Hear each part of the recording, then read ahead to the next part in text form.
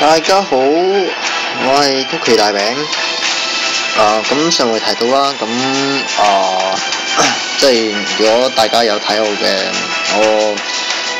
烏蘇拉嘅影片嘅實測，即係技能實測嘅影片的話呢，咁應該會知道我以後嚟將會做啲咩嘅，係啦。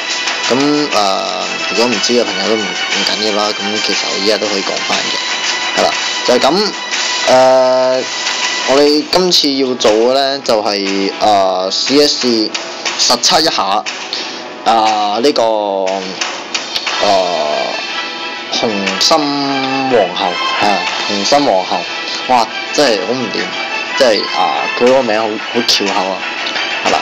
咁實測一下佢如果即係佢消除附加嗰個附加效果嘅時候，會唔會消除埋呢個自爆啦？係啦，就係咁樣。咁我哋即係呢個 topic 咧，即係呢個題目咧，我哋係會分兩段片去播嘅，係啦。咁樣我哋今次咧係會打死佢嘅，即係我哋係會直接打死佢，唔會話即係用嗰個叫做執尾刀唔會執尾刀即係用呢個皇后嗰招技執尾刀執死佢嘅，唔會嘅，係啦。咁我哋係會直接打死佢嘅，就係咁樣。咁下一段片咧就係整呢個，即係佢會攞嚟執尾刀咯，係啦。真係咁黐線嘅真係，唔理佢啦。咁我哋開咗技先啦，係啦。咁跟住之後消除所有附加效果，每個消除嘅效果對敵方全體造成5萬點無屬性傷害。好啦，打完佢之後，咁我哋依家咧就正式開佢波，借我埋。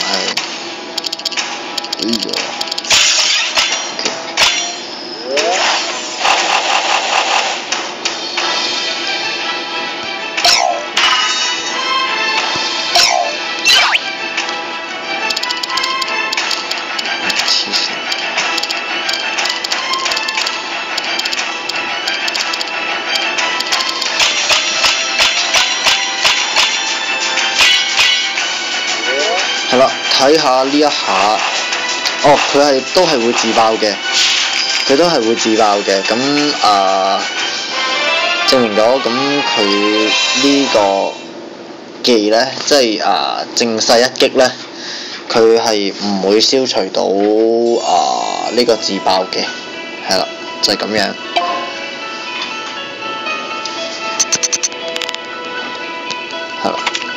咁如果係嘅話，我就有少少興趣去睇一睇佢，即係烏蘇拉嗰個技可唔可以避到自爆啦？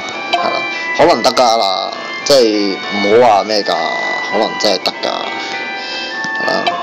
咁呢一 part 就完㗎啦，不過稍為整理下啲嘢啦，係啦。